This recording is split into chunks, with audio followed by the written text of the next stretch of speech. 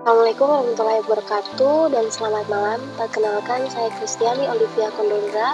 Sabuk saya 18/2059. Saya dari kelas I. Nah, hari ini saya akan menjelaskan mengenai MIT yang telah saya kerjakan.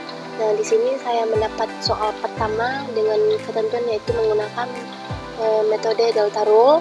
Nah, ini adalah ketentuan dari soal X1, X2 dan targetnya, kemudian learning rate-nya itu 0,8. Nah, untuk bobot awal itu kita menentukan sendiri. Jadi di sini saya berikan W1 itu 0,1, kemudian W2 itu sama dengan 0,3. Nah, untuk aktivasinya diberikan bahwa jika Y-nya itu lebih kecil dari 0,5 maka hasil aktivasinya itu 0, kemudian jika Y-nya itu lebih besar atau sama dengan 5, hasil aktivasinya itu sama dengan 1.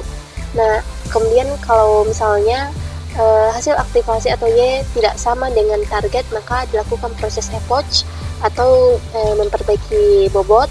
Kemudian jika Y itu sama dengan targetnya, maka proses epoch dihentikan atau perbaikan bobot tidak dilakukan. Nah, selanjutnya saya akan masuk ke epoch pertama. Di sini hanya menghitung epoch pertama untuk manualnya. Nanti untuk epoch kedua sampai dengan 20 itu dikerjakan di Excel. Nanti saya akan perlihatkan. Nah, untuk data pertama itu inilah data pertama, data kedua, data ketiga, dan data keempat. Jadi ada 4 data yang saya kerjakan. Nah, untuk data pertama itu diketahui X1 itu sama dengan 0,2, X2-nya itu 0,2, dan targetnya itu sama dengan 0. Nah, seperti yang saya bilang tadi, saya sudah menentukan W1-nya sama dengan 0,1, W2-nya itu sama dengan 0,3. Nah, kita masuk saja langsung ke rumus Y-in itu sama dengan XI dikali WI sigma I atau sama dengan sampai dengan batasan I-nya ke berapa. Nah, di sini X1 itu sama dengan rumusnya itu X1 dikali dengan W1 ditambah X2 dikali dengan W2. Nah, kita masukkan nilainya X1 sama dengan 0,2 dikali dengan W1 itu 0,1, kemudian X2 itu sama dengan 0,2 dikali dengan W2 itu sama dengan 0,3, hasilnya 0,08.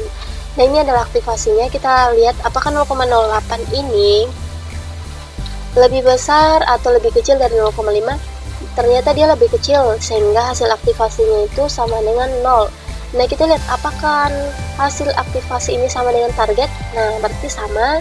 Berarti kita tidak melakukan perbaikan bobot ya. Berarti W yang lama, W atau bobot lama itu menjadi bobot baru. W1 sama dengan 0,1, W2 sama dengan 0,3. Nah, untuk data kedua diketahui itu X1 sama dengan 0,2, X2 itu sama dengan 0,9, dan kemudian targetnya itu sama dengan 1. Nah, kita masukkan ke rumus seperti yang tadi, X1 dikali dengan W1 ditambah dengan X2 dikali dengan W2. Nah, ini nilainya, hasilnya itu 0,29. Nah, kita lihat 0,29 itu ternyata masih lebih kecil dari 0,5. Jadi hasil aktivasinya sama dengan 0. Nah, dapat dilihat bahwa targetnya itu 1 dan hasil aktivasinya itu 0, berarti tidak memenuhi ya. Jadi kita harus menghitung atau memperbaiki bobot yang lama ke yang baru. Kita update ya. Nah, caranya itu rumusnya itu untuk errornya itu T1 dikurangi dengan T itu dikurangi dengan Y. T itu target, Y itu adalah hasil aktivasinya, 1 kurang 0 itu sama dengan 1. Nanti akan dimasukkan di rumus langsung. Nah, untuk W1 baru itu rumusnya sama dengan W1 lama ditambah dengan learning rate-nya, kemudian dikali dengan target dikurangi dengan hasil aktivasi, kemudian dikali dengan X1. Nah, ini adalah W1 lama, W1 0,1, kemudian tambah dengan learning rate-nya itu ketentuan dari soalnya 0,8, kemudian dikali dengan dalam kurung targetnya itu 1, kemudian dikurangi dengan Y-nya itu adalah 0, kemudian dikali dengan 0,2, hasilnya 0,26. Kemudian untuk W2 baru begitu juga, W2 lama ditambah dengan delta rule-nya dikali dengan dalam kurung target dikurangi Y tutup kurung dikali dengan X2-nya. Nah, W2 lamanya itu adalah 0,3, kemudian ditambah dengan alfanya itu 0,8. Alfa learning rate-nya 0,8 dikali dengan dalam kurung 1 dikurang 0 target dikurang hasil aktivasi dikali dengan 0,9 yaitu X2 0,9 hasilnya 1,02. Jadi ini adalah menjadi bobot baru untuk menghitung data ketiga. Nah, selanjutnya data ketiga itu diketahui 0,9, X1 nya itu 0,9, X2 nya itu 0,2, dan T1 nya targetnya itu adalah 1. Nah, untuk W nya itu seperti yang dihitung tadi, W1 itu sama 0,2, W2 sama dengan 1,02. Nah, kita masukkan saya langsung ke rumus seperti yang saya katakan tadi, X1 dikali dengan W1 ditambah X2 dikali dengan W2. Hasilnya, sisa kita masukkan angkanya, kemudian hasilnya itu 0,44. Kita lihat kembali di proses aktivasi itu 0,44 itu lebih kecil dari 0,5, sehingga hasil aktivasinya itu 0. Nah, dapat dilihat bahwa hasil aktivasinya tidak sama dengan target. Targetnya itu 1, kemudian hasil aktivasinya sama dengan 0. Jadi kita melakukan perbaikan bobot seperti rumus yang tadi, yaitu W1 baru sama dengan W1 lama ditambah dengan learning rate-nya, kemudian dikali dengan dalam kurung target dikurangi dengan hasil aktivasi dikali dengan X1. Nah, dikasih masuk nilainya. W1 lama ini dari data kedua. Nah, hasilnya itu sama 0,98. Untuk W2 barunya juga kita masukkan W2 lama ditambah dengan learning rate, kemudian dikali dengan target dikurangi dengan hasil aktivasi dikali X2. Kita kasih masuk nilainya, hasilnya sama dengan 1,18. Nah, untuk data keempat diketahui itu X1 sama 0,9, X2 sama 0,9, T sama dengan 0 seperti yang ada di tabel tadi ya, data paling terakhir. Nah, selanjutnya kita masukkan rumus ke dalam rumus, yaitu X1 dikali W1 tambah X2 dikali dengan W2.